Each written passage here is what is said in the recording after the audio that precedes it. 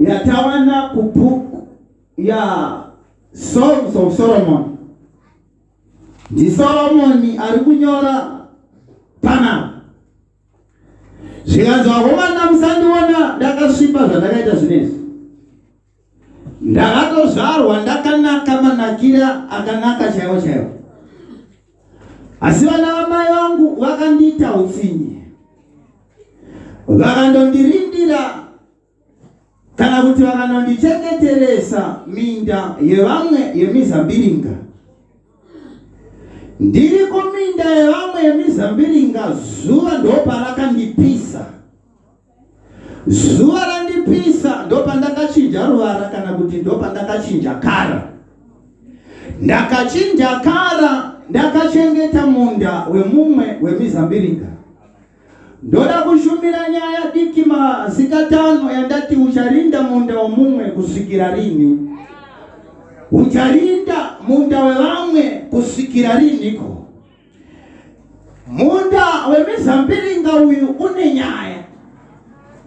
Nokuti yemazambiringa yakatangira mugateni reite. Ndokubva Abhere aita zvekufudza mombe kana kuti aita zvekurisa makwai. Ndokubva mukoma wake King aita zvekutamba namazambiringa. Ndokubva rimwe ramazuva varonga zano vakati anteiro tindopisira zvipisiro. Ndokubva King atora zvemumunda kana kuti akatora namavheji. Pati kwakanga kusingadiwe zvemumunda, kwakanga kuchidiwa makwai. Asi zvemumunda zvine kwazai zvondoshanda. Ndokubva Mwari vatopindura munamato wape. Ndokubva zvatsamwisa King. Ndokubva Mwari varova shamhu pana King. Pati chinondishamisa ndechekuti Mwari vakaisa maki pana King. Zvikanzi hamina neachakubata acharohwa neshamhu times 2. Nemhaka yei Mwari maisa maki yekuti King asabatwa asatombofe. Iye King akutadzirai. Zvikanzi nokuti airima mazambiringa. Ndokubva rimwe ramazuva murume anonzi Noa apedza kuvakareka. Ndokubva abuda mwarika ndokutanga kurima mazambiringa. Mukomana achirima mazambiringa ndokubva azofarisa kadhomu nekuti pamazambiringa panobuda waini inotaka ichinaka. Ndokubva mukomana abuda ndokubva atakwa. Ndokubva apinda mutende rake. Ndokubva apisa nguo yake. Ndokubva kanasitibhoni kaikara pamba anonzi Kenani. Ndokubva adongora mutende rababa. Ndokubva aona baba vakashama. Ndokubva aseka. Baba vari kuhope vanomuka. Zvikanzi Kenani ngaatukwe. Iyeyo muri kuti Kenani ngaatukwe. Ndiye ane nyika inonzi Kenana yakazonziwa navaIsraeri ndichakupai Kenana. Saka Kenani inyika yemunhu akatukwa. Aona baba vakashama. Ndauya masikatano kutoprofita kuti hazvina mhosva baba vako vakakutuka. Kune chimwe chirevo chenyasha chichaitika paupenyu hwako. Kune chimwe chirevo. Ndokubva mazambiringa yane nyaya futa. Ndokubva Roti manje dzapinda muSodhoma neGomora. Ndokubva Gomora raparara. Ndokubva Loti dzabuda nekatende kewaini. Dzakabata dende rewaini wena dzakananga kugomo. Ndokubva vana vati tariraiwo zvakaitika pakati pedu.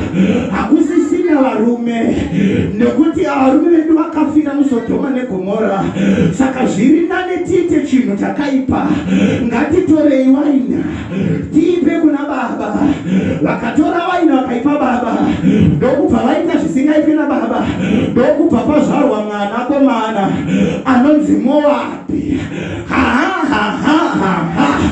Zviri kubva pamazambiringa. Ndokubva Jesu auya in the New Testament zvikanzi I am the vine, zvikanzi ndiri muzambiringa, imimi muri matavi. Saka Jesu ndiye muzambiringa. Saka yaifira Keina, yakafira Keina, yakanga iri kuti Keina wakuda kurivhira the New Testament, nekuti New Testament haisi Europa remuka, but New Testament Europa rinobva kumagreta, rinobva kumagreta. Zvikanzi naJesu, ndakukupa Europa rangu, zvikanzi uyu muviri wangu unomedurirwa imi, iri ndiyo ropa rinopiwa imi, ropa resunganotsva. Kune chinonzi sunganotsva, hatina ine ropa remhuka, ropa resunganotsva.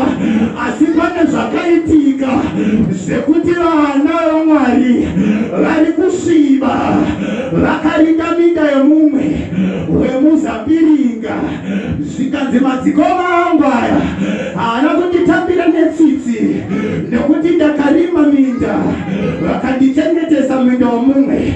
Ndokubva zvaitika rimwe ramazuva, nekuti ane ropofadzo ga, ropofadzo inokutera, but ropofadzo yakutera inoshanda kumba kwemumwe. Josefa akanga akaropofadzwa achipinda mumba maPotifa. Bhaibheri rangu roti Potifa akazviona kuti kubva zvandakagara naJosefa panapa, mombe dzangu dzakatanga kubereka. Kubva zvapinda Josefa mumba mangu, zvisingabereki zvakatanga kubereka, asi zviri kuberekera mumba memumwe. Ndiwe une ropofadzo, asi iri kuwanza mombe dzemumwe. Dzako mombe dzichawanda rini? Dzako mombe dzichawanda rini? Ndiri kuzviziva postori zvakaitika pana Jacob. Jacob anotora gona mombe, anobva aenda kwaRabhani.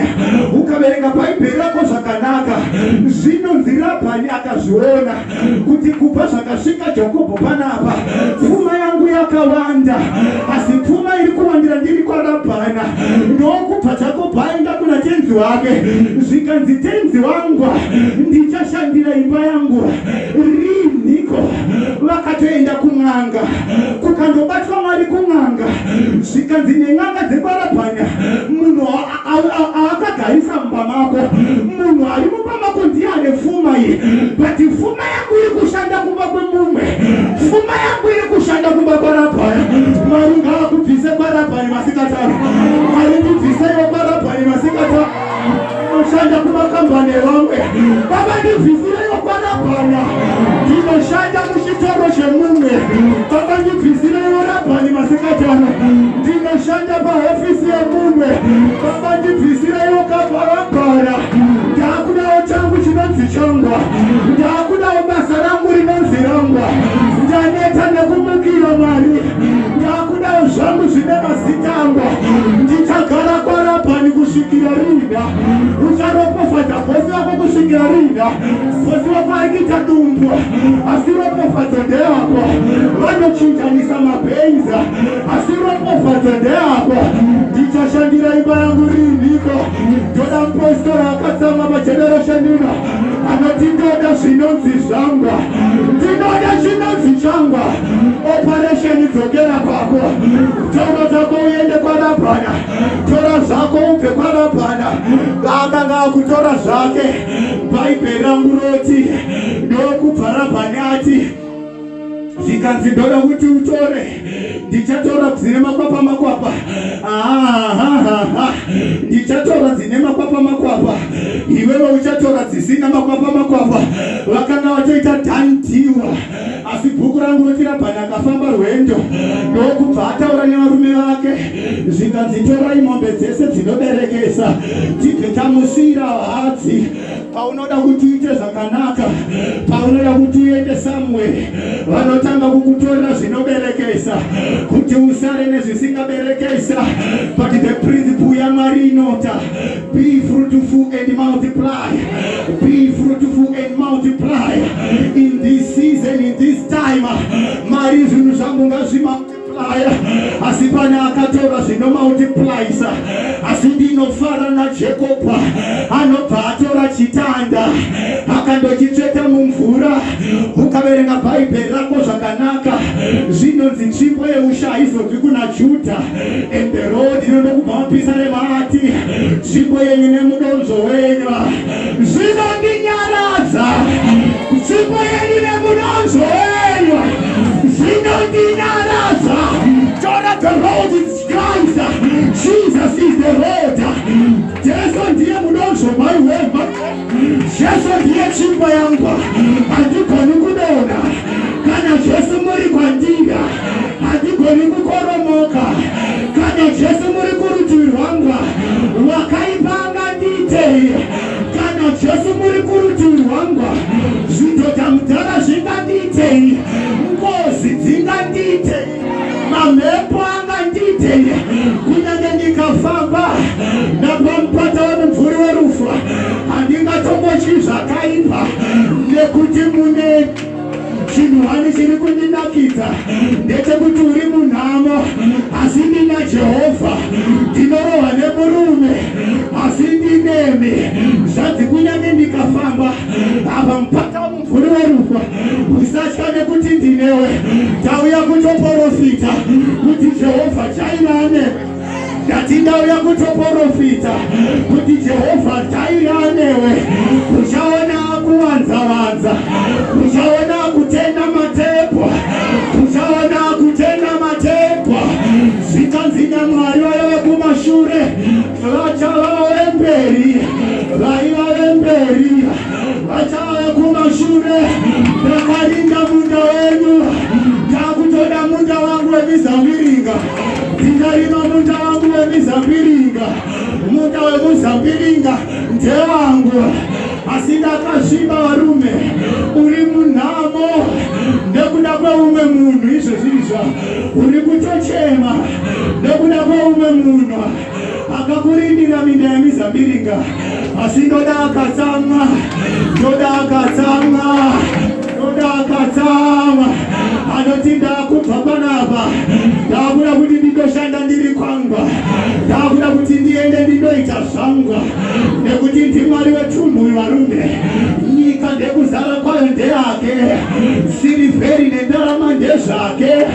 Asi wozonzwa Exodus oti pakaita era pasi pezuva varanda vari kufamba vakagara pamabhiza asi vana vaumambo vari kufamba netsoka. Mwana weumambo akarindira pabhizinesi remumwe. Mwana weumambo ndiye ari kufamba netsoka. Ropofadzo ndeyako. Bosi wako anotozviziva ndosaka asingadi newe achitokuwedzera nekasalari, achitokuwedzera nekapromoshena. Bosi wako ndewako. Enough is enough. Handichade promotion nina. Handichanamative promotion zvakare. Ndakunamatira zvangu zvinonzi zvangu. Usasanamatira promotion zvakare nekuti uri kupromotwa uri kwarabhana. Chinamatira basa rako, chinamatira business rako. I declare companies right now. Ndinodeclare makamba ndakamira baba. Ndakudeclare makamba ndakamira baba. Toda generation of ndakatambiyone. I'm here to declare my companies right now. Kaanda mandingada. Ndakutozvinzwa nyasha isa. Ndoda kudeclare makambani pano. Ndati ndoda kudeclare makambani pano. Kana uri muno uchida kambani todiwari. Ndatoa nenyasha dzaMwari. Mwana wepashaino ndokupa kambani yako. Ndati ndinokupa kambani yako. Taneta nemapromotions varume. Taneta nemapromotion nina. Ndakuda zvangu zvinonzi zvangu. Takachengeteswa minda yevamwe. Kaandalia paraya. Ndakachengeteswa munda wamwe. Ndakapromotwa ndiri kwevamwe. Asi ndakuda zvinonzi zvangu. Ndakuda ukanonzi kangu inina. Kunyange uchanzira bosi wako unogona kubhadhara rent. Ucharamba uri rocha kusvikira rine. Ndicharamba ndiri rocha kusvikira rina. Ndinoda kangu kanonzi kangu. Ndinoda kangu kanonzi kangu. Ndinoda kangu kanonzi kangu. Ndakuda kutopinda paoperation baba. Ndakuda kutoregedzera nyasha dzacho. Ndakuda kutoregedzera nyasha dzemakambani. Saka tadziraita geti redi. Chiva redi. Ndati chiva redi. Pane mhepo yemakambani akutofamba. Ndakuda mamiliyoni anobva kuchechi yaMwari. Mabhizinesi woman anobva kuchechi kwaMwari. Vakadzi vane mota dzavo. Vakadzi vane zvinhu zvavo. Vane mataito diti avo. Uchifamba nemota yako. Toda kudziregedzera pano. Ndati toda kurimisa nyasha pano. Hatichada kushanda tiri parapana. Handichada kushanda tiri parapana. Tinoda twangu tinozvitangwa. Wakaita mutema. Nekuda kweumwe munhu. Unotoshaiwa mari anokupa ikwane. Asi chimbogaya mari unoendesa kuna bosi wako. Maiwe zvangu. Unondosarenda mazabatira emari. Uchisarenda mazabatira kuna bosi. Iwe unosara nemari isingakoni kubhadhara renta. Chirevo ichi ngachibviswe pakati pedu. Tsumo iyi ngaibviswe. Tsumo yenhamo nezita raJesu. Ndinobvisa tsumo yenhamo pakati pako. Tsumo yenhamo ngaibviswe. Kudzinza kwako tsumo yenhamo ngaibviswe. Hakuna akambotanga kambani kudzinza kwako ndozviziva. Uchaita wekutanga kuitanga kambani wewe. Uchaitanga kambani. Zvinotanga newe. Tauya kutochinja zvirevo. Maiwe ndiri kutodzinzwa. Ndiri kutozviona. Pane vandiri kuona vachisimudzwa naMwari. Pane zvandiri kutoona zviri kuitika pana. Pane ndiri kutodzinzwa. Pane mutuma wemabhizinesi aburuka. Pane mutuma wepfuma aburuka. Handina mhosva, hauna nyasha. Asi Jesu akati agara patongi. Tongi rikaombererwa maoko. Ndati pane nyasha dzakugara. Handina mhosva, hauna kudzidza. Handina mhosva, hauna dhigirii. Handina mhosva, hauna kupasa. Ishe wako kwakutokugara. Nyasha dzakutogara musoro pako. Handina mhosva, uri tongi. Pane nyasha dzaburuka.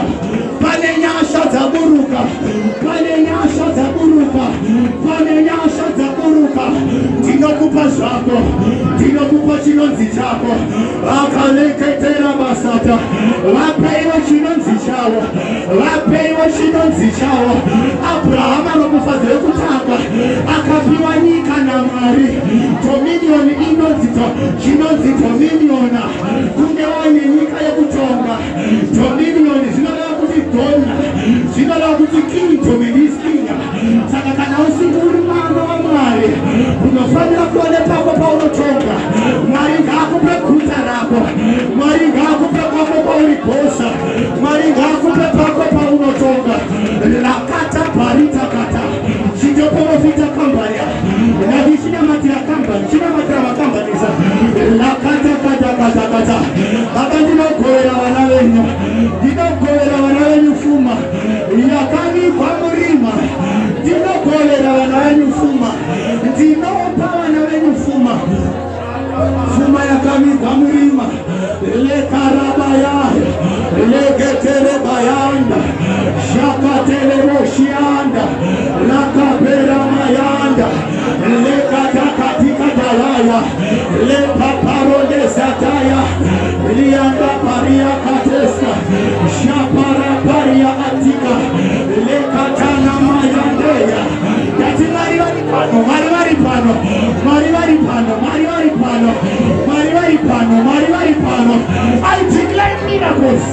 I declare miracles. Right now. I declare miracles. Hauna mari yekutanga business nozviziva. Hauna mari yekutanga zvaunoda. Asi get ready. Yati hauna mari yekutanga business. Bezviziva chiva ready. I declare miracle money right now. Yati I declare miracle money right now. Unogaka mushire. I declare miracle money right now.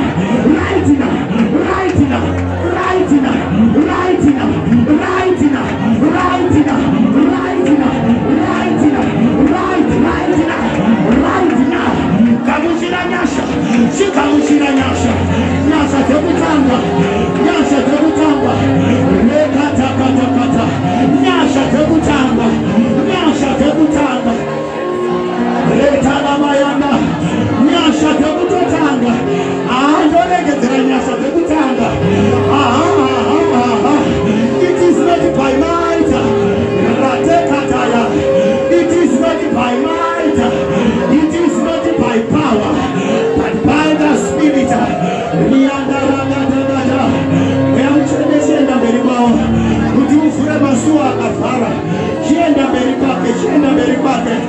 leta na pina para, chienda mbele kwake, chienda mbele kwake, chienda mbele kwake, chienda mbele kwake, yamushaenda mbele kwake, yamushaenda mbele kwake.